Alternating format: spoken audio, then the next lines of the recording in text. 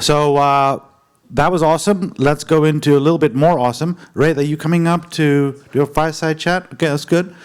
No one said thank you to you. Can we give him a round of applause just to make sure he's putting it together? That's important. Okay, we're going to have Ghazi here. Where's Ghazi? Is he here? Okay, fantastic.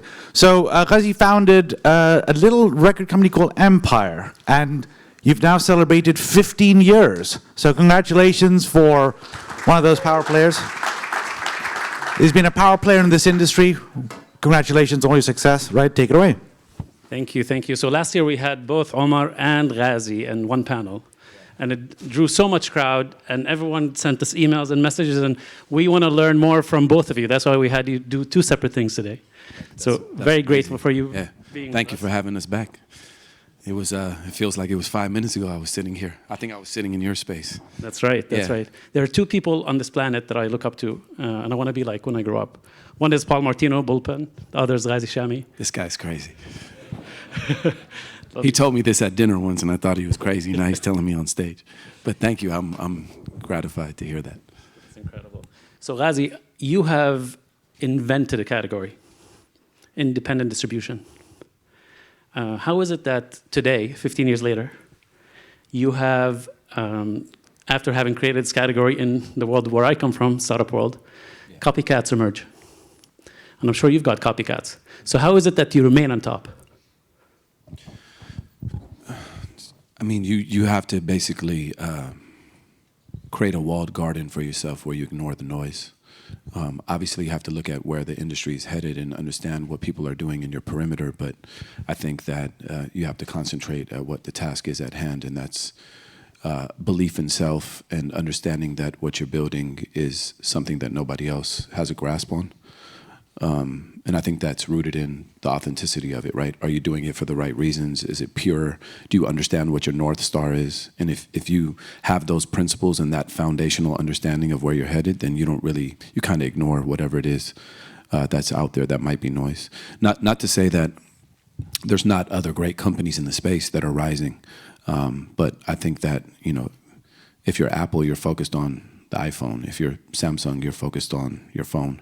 You might glance at the competition for a second, but you don't take your eyes off what it is you're trying to accomplish.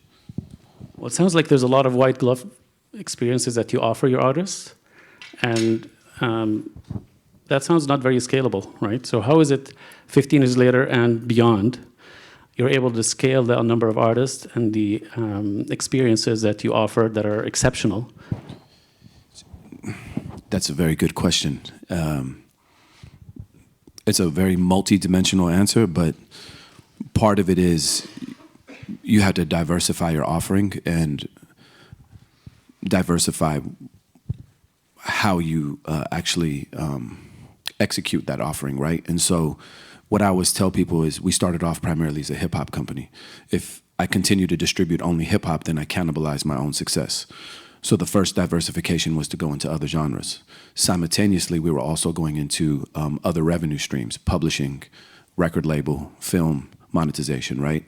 And then the third piece of that is you start to build verticals in other countries where you don't have competition and you're only in competition with yourself because you're going into a developing territory.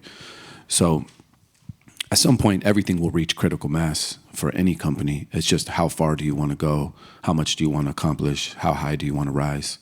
I have a pretty relentless spirit, so I want to go as far as I humanly can.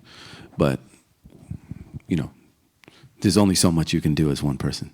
And I've surrounded myself with an amazing team, and so I don't feel like I'm working most of the time. I feel like I'm just kind of floating on a wave, riding a surfboard.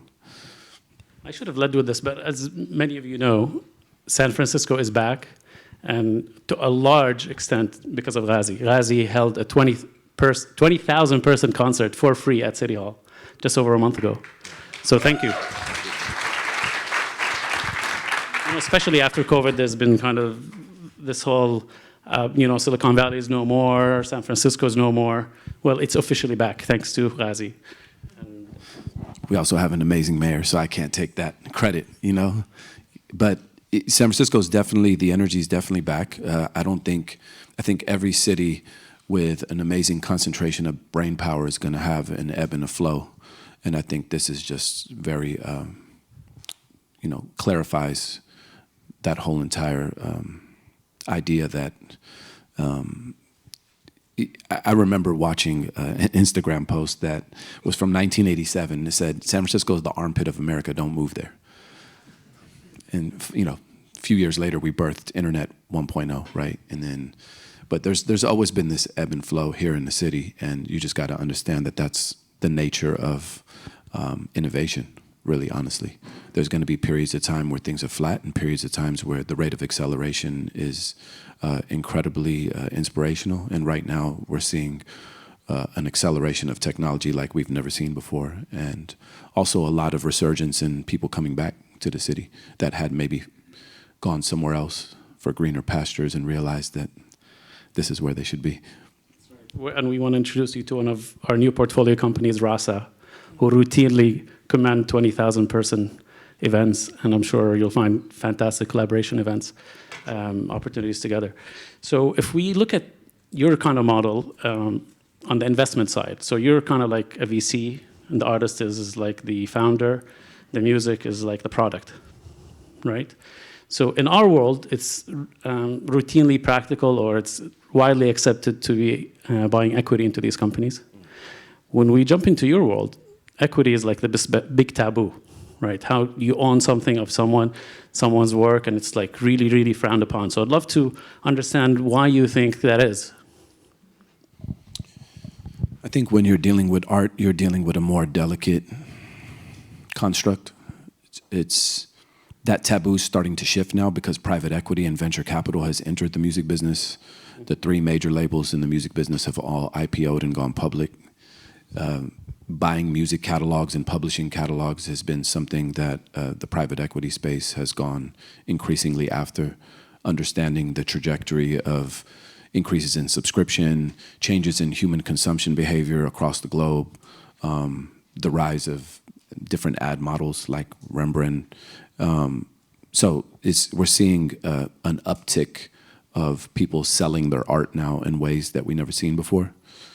Our business model has always been, we'll license art for long periods of time, or maybe even indefinite periods of time, but I don't want to own your copyright. That's something for you to sell later if you want to sell it. So I think my approach has always been build partnerships and try to invigorate the artist to understand that the cultural capital that they're creating is something to be owned and something to be monetized at a later date. The same way you can go work for a company and rack up a 401k or a pension plan. You should be creating collateral for yourself so that if and when you're ready to do other things in your life, you can monetize that for generational wealth. Not everybody wants to do that. Some people cash out their 401k, right, and then go buy a house with it. But same construct, similar construct.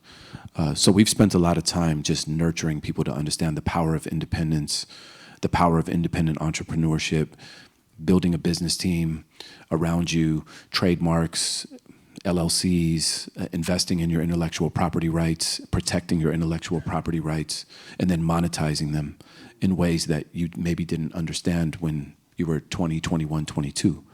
But now that you're 30, you see that there's new subscription models going up. There's new DSPs. There's you can sync your music into film and TV and licensing into games.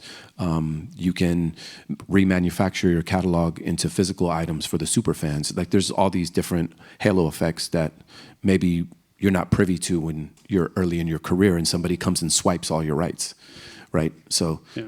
We try to do it right from the gate and try to reset that standard to say we're going to do situations that are equitable to both parties. Well, it was a little more challenging to do it that way, but it just felt more right in my spirit. Challenging for you or challenging for them? Challenging for me. Because there's an opportunity to get more initially, and then you're saying no. You can get a lot more initially, and I would have been wildly more profitable. But maybe my standing in the industry, my footprint in the industry would have a different perspective. The people would have a different perspective of who I am and what I've built, right? And so a big part of our success was paying it forward and taking the long approach. And Wow. So yeah, I mean, you've worked with some massive names, Kendrick Lamar, Cardi B, and obviously most recently Shabuzi. Yeah. So these are the types of folks you started with from the very beginning. And now, as they've grown, and I understand you've expanded your kind of suite of services, right? Sure. So tell us about that. When we could perhaps use the analogy, in our world, we have pre-seed, seed, Series A, all the way to an IPO and beyond. How, in your world, what are the kind of the stages, and where do you play? And then where do you hand off to the next? I mean, when we started working with some of the artists you mentioned, we were primarily a distribution company. Excuse me. So I started the company specifically as a distribution company because I wanted to control the supply chain and I wanted to mine the data. That's a very common way of looking at things in 2025, but in 2010, telling people you wanted to mine data was, for most people, very progressive, especially in the music space. It was 3 employees, right? And by year 3, it was like 10 employees, and by year 5, it was 25, and then we started to accelerate. Now it's 300 employees globally for a record label that's quite large. That puts us neck and neck with some of the bigger labels in the world. And so the analogy that I can give you that's similar to Silicon Valley is when I worked in Silicon Valley, I worked for various computer companies and we were value-added resellers. Building a distribution company is much like building a value-added reseller, right? You have a product, and then how do you magnify and add value to that product? Through your suite of marketing services, through brand affinity, and through understanding tactically how to navigate that artist through the music business, whether that's through touring, merchandising, or selling and streaming music. So, is there a point at which where you hand them over to kind of the majors, or No. never? That's never. we did that a couple times early on because I saw value in the knowledge transfer and the brain share. I think the last time we did that was maybe 2013. Oh, wow. So we haven't done that in quite some time. But it was understanding. There was a value proposition there. I got to spend time with the CFO of the biggest company in the world at Universal. I got to spend time with the head of licensing for the world at Universal. I got to hang out with the chief operating officer of Warner Brothers at the time. This is very early on in my career, and they thought I was there just to. They want to hang out with you now, probably.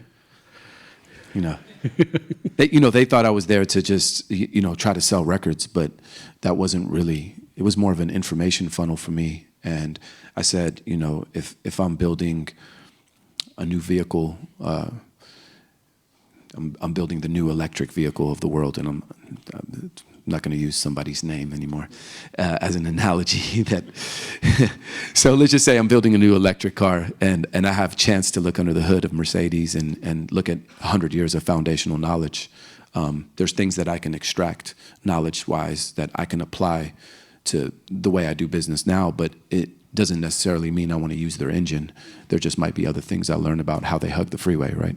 And so I spent a lot of time looking under the hood at other companies to understand what do I want to extract and what do I want to leave behind, and what does that look like for me now, and what does it look like in the future. And that was a very unique way of positioning myself in 2010, where most companies were busy tearing down old infrastructure and I was just erecting from scratch.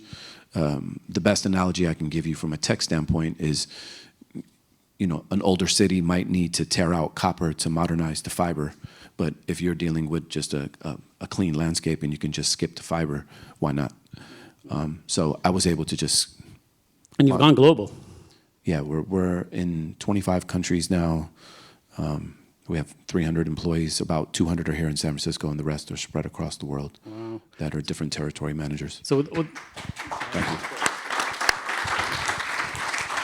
So with the current political environment and the restriction of visas and travel and all that, how does that impact your business in terms of identifying, bringing artists internationally, or that whole thing? It's definitely been a little bit challenging because we work with a lot of artists in the Middle East and in Africa and Asia, and significant amount of those artists are from countries that were on lists that were not allowed to travel anymore.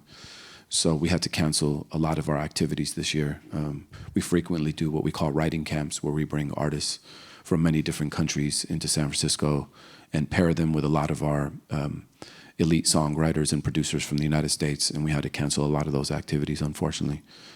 Hopefully that policy will change or evolve in the next 6 to 12 months. It's also affected some of the possible hires I would make from a staffing standpoint, because this whole thing with the H-1Bs is a little tricky. And we have hired people internationally that we've brought to the United States before. So we'll see how it all plays out. I think it's just, you just have to be patient. And Well, we want to try to be a little helpful to you. We have an artist who's cross-border, who has recorded a question for you. okay, So would love for the AV team to play that video. all right. Ghazi, what's good? My name is Malik. I'm an artist and I run a creative recording space in Toronto called Main One Studios. I just wanted to start by saying I really respect how you built up Empire and how you've always championed independence within the music industry and for just artists in general. So I've got two questions for you. One, if you were starting Empire today in 2025, knowing everything you've learned, what would you do differently when it comes to supporting and developing new artists early in their careers? I don't think I would do anything different, because the first thing that I did was invest in creative and invest in authentic art. And I think that the authenticity of the art is generationally, it doesn't matter. That's always going to be my North Star. It all starts with the art. From a business standpoint, maybe I don't build a supply chain the same way I built a supply chain, because that takes years of engineering work and millions of dollars in development. And a lot of that stuff is off the shelf now. So you can skip that step. But those are the two primary things that I would address. That would be immediate things that I would address if it was 2025 and beyond. Oh, great. But it all starts with the art. That's the most important thing. And then what was the second question? We've got like a vast variety of talent over here from cultures all over, and we see that diversity every day at my studio in Toronto.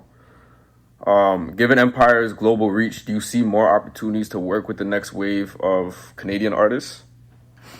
Ghazi, Raed, it's been a pleasure connecting, and I hope to see you soon. Blessings. You're not here, but you're here in spirit. He is in spirit, indeed. Yeah, we're definitely a very multicultural, multi-genre company. Canada's been having an incredible run the last 15 years between The Weeknd, Drake, and a number of other artists, Justin Bieber, coming out of that region. We're always looking in Canada. Canada's a little bit tricky just because most artists in Canada get grants from the government, and so they usually keep their rights in their primary territory and they sign to a local label. So unless you are signing an artist that you think can jump out of the territory and do really well in other territories, Canadian artists, it could be a little tricky from a business perspective, not from a cultural perspective. From a cultural perspective, they're making excellent music because they have a large diaspora of many different people from many different walks of life living in one area in Toronto or Montreal that are making excellent music, not only in EDM, hip hop, pop, reggae, all kind of different genres. So it's I like going to Toronto. I've spent quite a bit of time in Toronto. That's awesome. Well, as you know, many of us here are Canadian. I'm Canadian. No, I'm not even American. Oh, so that's why you set me up for that answer. That's right. Awesome. So our friends are Plug and Play. Their dream is to build 100 Plug and Plays across the world. Okay. I wondered, is that a strategy you would perhaps navigate around these various limitations, having studios all over the world to serve different countries, different artists?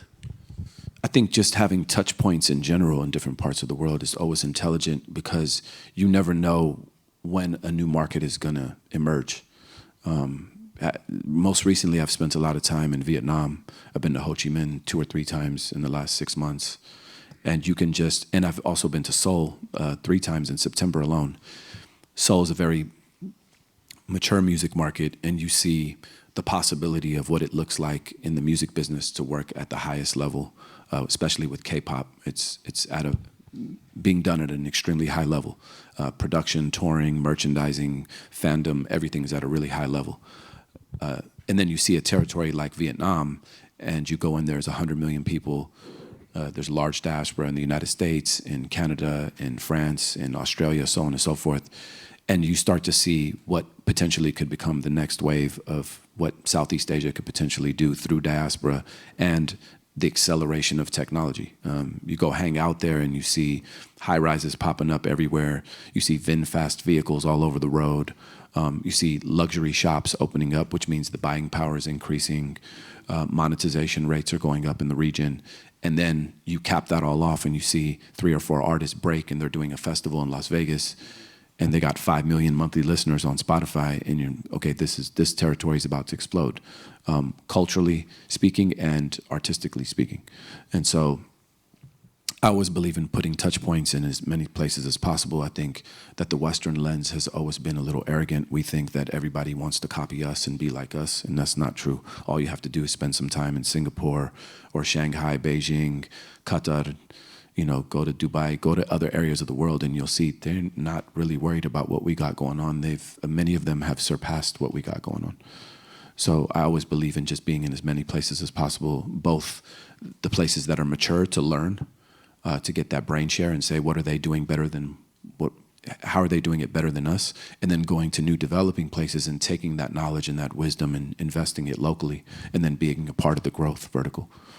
Yeah, that's incredible. And part of our mission at Transform is to help folks crack Silicon Valley in weeks instead of years. And increasingly, we're trying to bring Silicon Valley to the rest of the world. So you have said, a new question, you've said time and again, is Empire is generational, not transactional. You've also said that you live your purpose through Empire. So tell us more about that. I think the greatest gift that any CEO or founder can have is autonomy. And I always say that autonomy is the wind in my sail. So waking up in the morning with an idea and then having a team of people around you that can actually execute that idea and execute it in a fashion that's unencumbered, especially with all the geopolitical nature of what's going on in the world, is very gratifying. It might make some people feel like they're invincible. Did I miss something? No, there's a question from the audience. Oh, okay, cool. For me, it just, I think autonomy and humility combined can make you a great founder, because there's a sense of collaboration that you have with your team when you know that there's a codependency in a relationship where everybody respects each other's space, but everybody can also lean on one another. And so we've built a company very surgically that embodies the spirit, this type of spirit, right? Accountability, integrity. So you feel like you're able to serve independence by being independent? 100%. Yeah, that's what. Yeah, I mean, I have a big painting behind my desk that in Arabic says "Hurriya" on it, which means independence or freedom. And so I'm a big proponent of independence. And for me, it's not being independent for the sake of being independent. It's being independent because you want your ideas to be unencumbered, and it's not for everybody. Some people need a machine, and some people are very capable of working and building their own machines. Wonderful. We have one last question from the audience we want to share with you as soon as they give me the password for the phone.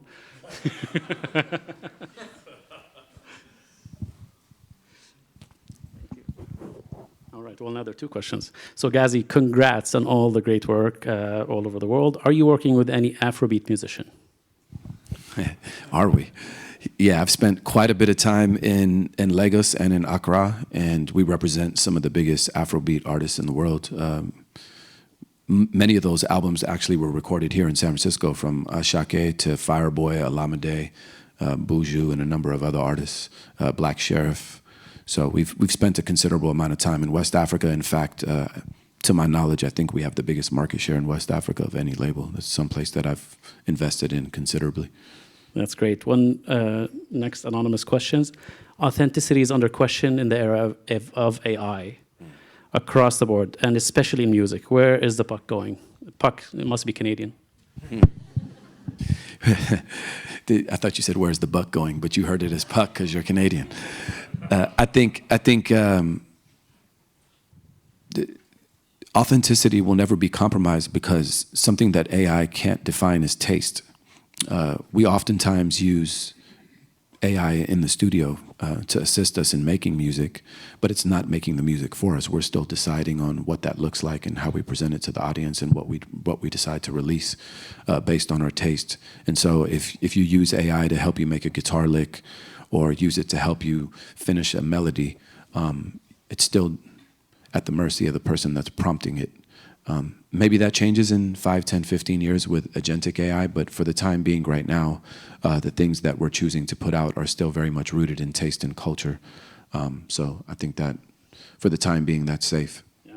At the pace we're going, it could be 10, 15 weeks or months. Who knows? All right, last anonymous question. When it comes to building a team, I always want to ensure the people next to me are as motivated as me. How do I filter for that and safeguard my startup? That depends if you're a venture-backed startup or a bootstrapped startup. That's a very clear distinction, right? Because if you're bootstrapped, obviously money is an issue, but you still have the luxury of time to do things slow. So I was bootstrapped, and I decided that I was going to interview every single employee and spend a lot of time with every single person that I interviewed before I hired them. Because if I'm inviting somebody into my framework and into my home, then I need to understand what their ethics are, what their integrity looks like, what their principles, what their moral compass, where is it pointing. Because I knew I had no intention of ramping up my company to sell it. And so 15 years later, I still interview every single person we hire. So imagine we have 300 employees. I've been through thousands of interviews. I think I did probably 10, 15 interviews this week. Wow. But you got to look at your organization as your home. Would you allow anybody that knocks on your front door to come and sleep in your house? So this is where I spend more time running my company than I do with my own children and my family. So it's just really, really important to spend that time and know who you are deciding to create as extensions of yourself. Who these branches off the tree need to bear the fruit that the root is okay with. And that's something that only comes with being really mindful of the people that you bring around you. Ghazi, we love you so much. Thank you so much. I appreciate it. Thank you for the opportunity. If you keep me waiting, no mistaken, I'll be patient, baby, I salute it.